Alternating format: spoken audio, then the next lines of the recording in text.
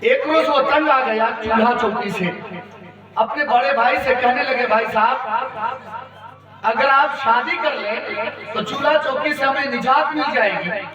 اس نے کہا تم نے تو صحیح بات کہی ہے۔ شادی کر لیا اس نے، گھر میں بھابھی آ گئی، پھر کیا تھا ماشاءاللہ چولہا بھی چھوٹا، روٹی بنانے کی ٹینشن سے بھی پاک ہو گیا، ہریا برتن مانجنے سے بھی پاک ہو گیا۔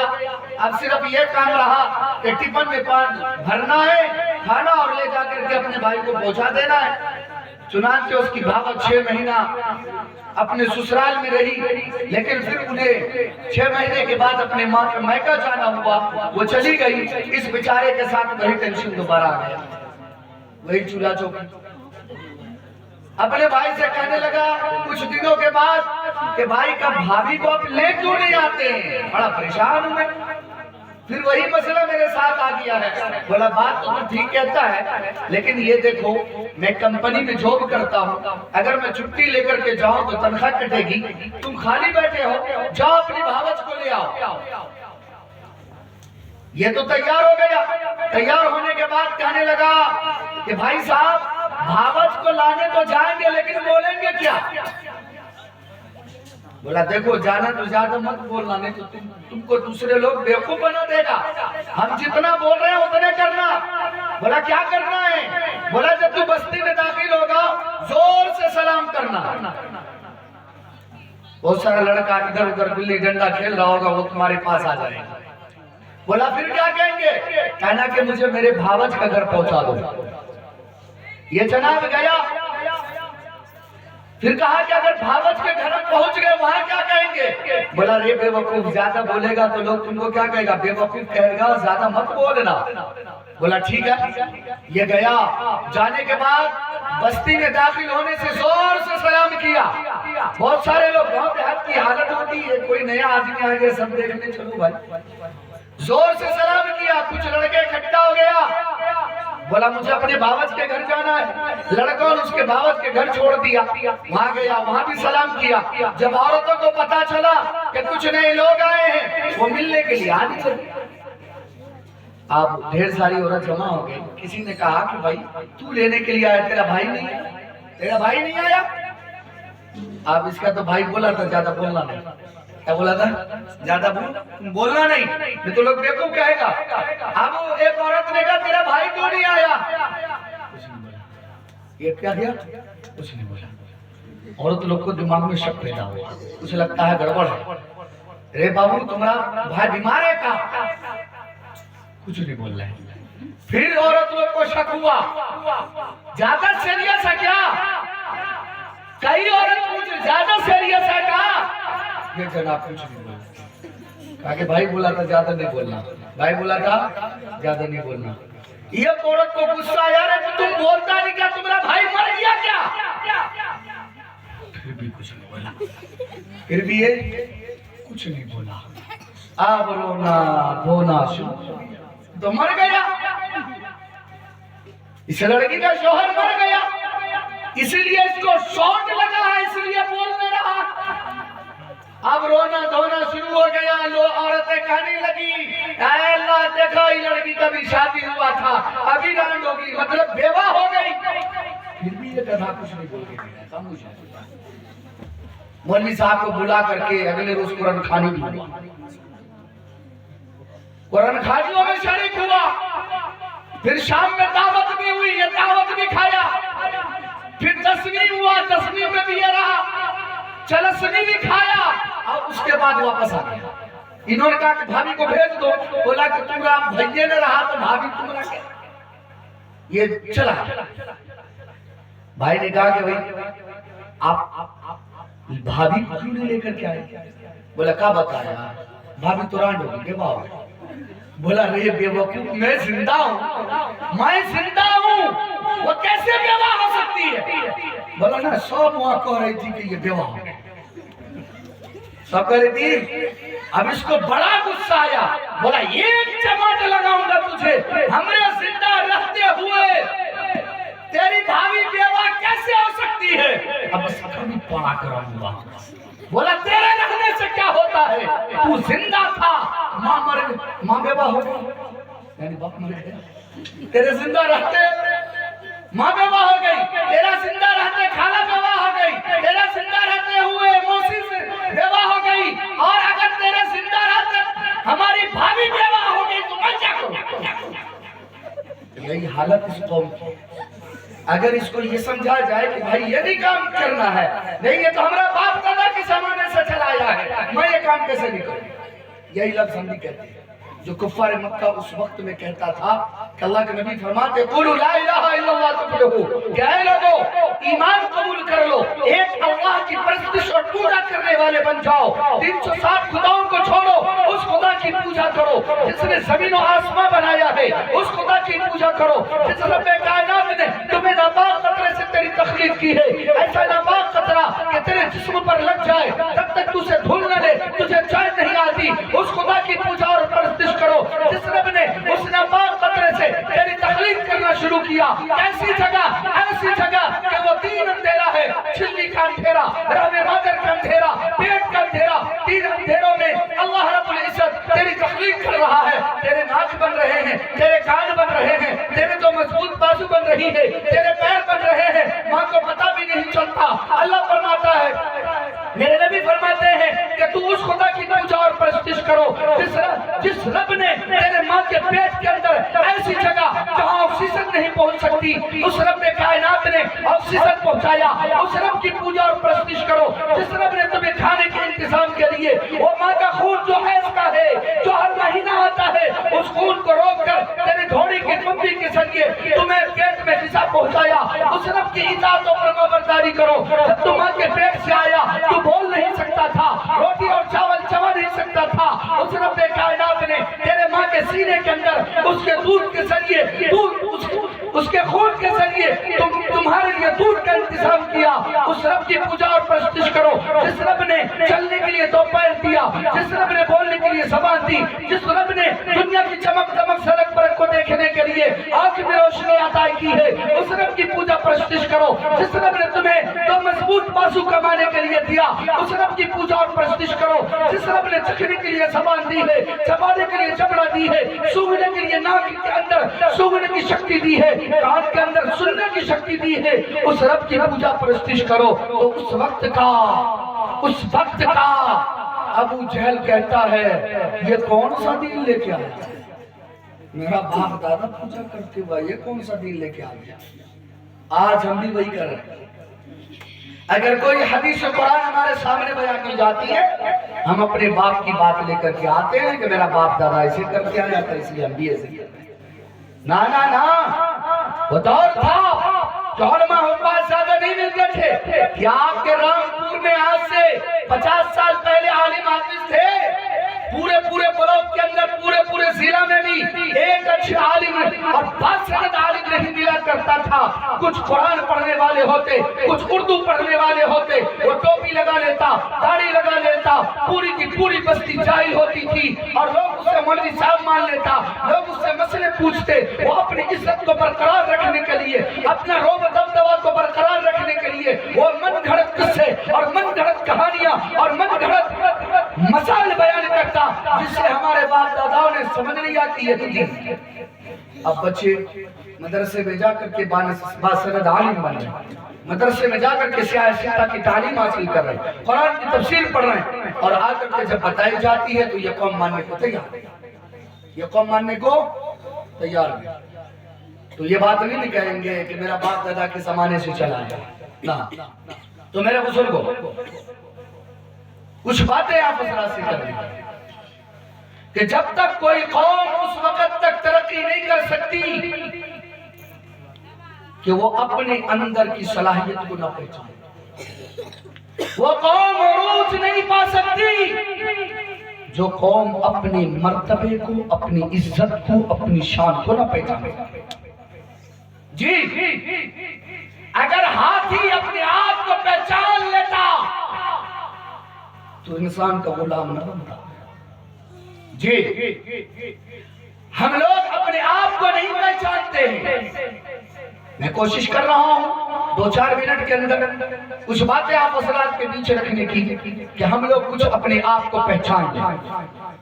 اللہ نے ہمیں انسان بنایا, بولے الحمدللہ. یہ اللہ کا سب سے بڑا احسان لازوال و باکمال ہے کہ اللہ رب العزت نے ہمیں انسان بنایا. اگر اللہ چاہتا تو کچھ بھی بنا سکتا تھا نا. او بھائی کچھ بھی بنا سکتا تھا نا. اللہ چاہتا تو جانور بنا سکتا تھا. رب چاہتا تو بھیڑ بکری بنا سکتا تھا. رب چاہتا تو کیڑے مکوڑے بنا سکتا تھا. رب چاہتا تو رینگنے والے دھاڑنے والے موذی جانور بنا سکتا تھا. رب چاہتا تو زمین کے ذرات بنا سکتا تھا. رب چاہتا تو پتھر اور کنکر بنا سکتا تھا. رب کائنات سے کوئی پوچھنا نہیں تھا اللہ تو نے مجھے انسان کیوں نہیں بنایا, جانور کیوں بنا دیا. اللہ سے کوئی پوچھنا نہیں تھا اے رب تو نے مجھے انسان کیوں نہیں بنایا, درخت کے پتے اور ٹہنیاں کیوں بنا ڈالا. رب سے کوئی پوچھنا نہیں تھا اللہ تو نے مجھے انسان کیوں نہیں بنایا, زمین کے ذرات کیوں بنا ڈالا. اللہ سے کوئی پوچھنا نہیں تھا اللہ تو نے مجھے انسان کیوں نہیں بنایا, چیٹی کیوں بنا ڈالا. اللہ سے کوئی پوچھنا تھا, کوئی پوچھ سکتا تھا اللہ سے. اللہ کا ہم سب پر احسان عظیم ہے کہ اللہ نے ہمیں انسان بنایا. سب بولے الحمدللہ. انسان سے تو کائنات ٹوٹی پڑی ہے, پوری زمین پر انسان ہے. کوئی ہندو ہے پھر بھی انسان, رافضی ہے پھر بھی انسان, بدی ہے, قادیانی ہے, مشرک ہے, یہودی ہے, نصارہ ہے, پھر بھی انسان. لیکن اللہ نے ہم پر اور آپ سب پر ایک اور بڑا احسان عظیم کیا. اللہ نے انسان بنایا. انسان بنا کر 18,000 مخلوقات کی سرداری کا تاج ہمارے اور آپ کے سر پر سجایا اور سرور کونین ساتھی کوثر محمد عربی صلی اللہ علیہ وسلم کی امت میں پیدا فرمایا. یا اللہ کا اتنا بڑا احسان لازوال و باکمال ہے کہ وقت کا نبی کہتا ہو اللہ تو نے مجھے کلیم بنایا, اللہ تو نے عصا کے موجے سے ید بیضا کے موجے سے دکھلائے, فرعون کے محل میں تو نے فتح عطا کیا. یا اللہ تو نے سمندر میں میرے امت کے لیے راستے بنائے, منہ اور سلوہ کا دسترخوان آسمان پر سے زمین پر اتارا. ان ساری کی ساری نعمتوں پر خوش ہوں, لیکن اس سے بھی زیادہ اس وقت خوش ہوتا جب تو مجھے نبی نہ بناتا, جب تو مجھے کلیم نہ بناتا, بلکہ محمد عربی کا ایک ادنا غلام بنا کے دنیا میں بھیجے. بس ہماری ہمارا اور آپ, ہماری اور آپ کی پہچان کیا.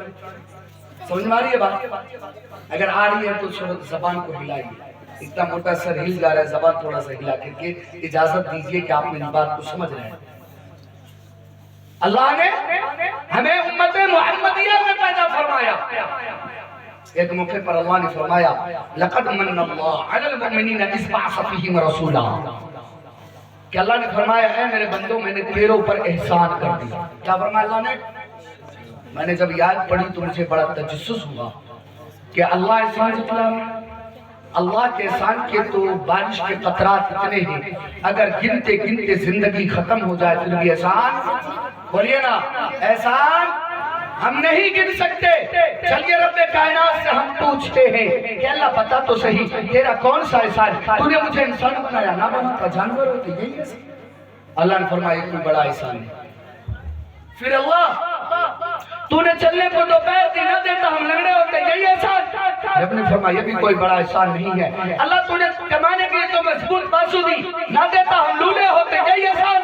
اللہ نے فرمایا یہ بھی کوئی بڑا احسان نہیں ہے. اللہ بولنے کو لیے زبان دی ہے نہ دیتا ہم گنگے ہوتے, یہی احسان. رب نے فرمایا میرے بندے یہ بھی کوئی بڑا احسان نہیں ہے. اللہ سوچنے کو دماغ دی نہ دیتا ہم پاگل ہوتے, ہم چل رہے ہوتے, بچے پتھر مار رہا ہوتا, دنیا میں کوئی عزت و مرتبت نہ ہوتی. رب تیرا کیا احسان. رب نے فرمایا میرے بندے یہ بھی کوئی بڑا احسان نہیں ہے. پھر اللہ تو نے چلنے کے لیے زمین عطا کی ہے, ایسی معتدل زمین دی ہے, چلے تو چپتی نہیں, دوڑے تو دھستی نہیں, کھودنے پر آئے بڑے بڑے ندی اور تالاب کو کھود کر اپنے فصلوں کو سیراب کرتے ہیں. رب کائنات یہی احسان. رب نے فرمایا میرے بندے یہ بھی کوئی بڑا احسان نہیں ہے. پھر اللہ آسمان کا تو نے چھت بنایا, اسی آسمان پر چاند ستارے کو پیدا کیا, اس کی میٹھی روشنی سے ہماری فصلوں میں مٹھاس بھر دیا. رب تیرا یہی احسان. اللہ نے فرمایا میرے بندے یہ بھی کوئی بڑا احسان نہیں ہے. اللہ اسی آسمان پر تو نے سورج کو پیدا کیا, اس کی گرمی اور حرارت سے ہماری فصلوں کو اور پھلوں کو تو نے پکایا ہے. اللہ تیرا یہی احسان. اللہ فرماتا میرے بندے یہ بھی کوئی بڑا احسان نہیں ہے. پھر اللہ اگر ساری کی ساری کائنات دے کر یہ بڑا احسان نہ کیا پھر تیرا کون سا احسان. اللہ کہتا ہے قرآن اٹھا لقد من اللہ علی المؤمنین اذ بعث فیہم رسولا, ساری کی ساری کائنات دے کر تجھ پر کوئی بڑا احسان نہیں کیا, لیکن نبی کے غلام بنا کر نبی کے امتی میں پیدا فرما کر ہم نے تیرے پر سب سے بڑا احسان کیا. میرے بزرگوں، ہم اپنے آپ کو پہچانے ہیں، ہم اپنے آپ کو پہچان لیں گے انشاءاللہ۔ اس کو تھوڑا سا اور پھیلا دیتا ہوں تاکہ اور آسانی سے بات سمجھ میں آ جائے۔ اللہ ہم سے پیار کرتا ہے کہ نہیں کرتا؟ کتنا کرتا ہے؟ کتنا کرتا ہے؟ 70 ماؤں سے زیادہ ہے نا؟ یہ سنا اپنے علماء کی زبان سے، یہ حقیقت ہے۔ اللہ ہم سے پیار کر رہا ہے، اس لیے بے نمازی بھی زمین پر چلتا ہے۔ اللہ ہم سے پیار کرتا ہے، اس لیے شرابی بھی اللہ کی زمین پر اکڑ کے چل رہا ہے۔ اللہ ہم سے پیار کرتا ہے، اس لیے زانی کو بھی اللہ رزق پہنچا رہا ہے۔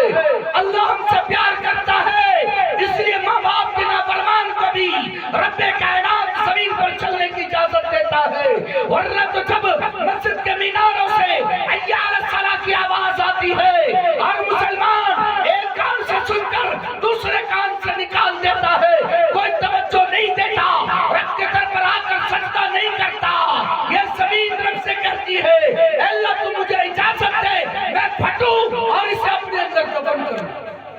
اللہ کہتا ہے، آپ کہتی ہے اے اللہ انہوں نے ظلم سے، انہوں نے بے حیائی سے، انہوں نے بدکرداری بدعملی سے، انہوں نے گناہوں سے زمین کو ناپاک کر دیا۔ اے اللہ تو مجھے اجازت دے میں اس کے کپڑے میں لگوں اور اسے جلا کر کے خاک کر دوں۔ اللہ کیا کہتا ہے معلوم؟ رامپور والوں کیا کہتا ہے اللہ معلوم؟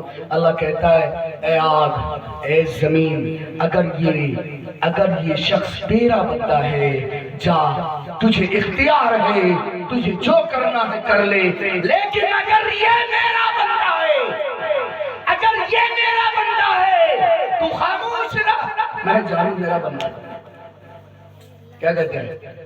میں جانوں، بولتے نہیں آتی یہ بڑی گندی عادت ہے، آپ بولیں گے تو میں بولوں گا، خاموشی سے بات سنیے گا، بڑا گڑبڑ معاملہ ہو جائے گا۔ ہمارے سراج بھائی ناراض ہو جائیں گے کہ مولانا بیان نہیں کرے، بیٹھ گئے، کیونکہ جب بولتا نہیں مجلس تو ہم بات ہی نہیں کر پاتے، اس لیے ہمارے ساتھ آپ کو بولنا پڑے گا۔ تو میرے بزرگوں، موسیٰ علیہ السلام نے کہا اللہ آپ کہتے ہو کہ میں اونگتا بھی نہیں، کیا کرے؟ اونگتا سنا تو دور کی بات میں اونگتا بھی نہیں۔ اللہ نے کہا موسیٰ اگر یہ بھی جواب دے تو مزہ نہیں آئے گا، چل میں تجھے کسی دن جواب دے دوں گا۔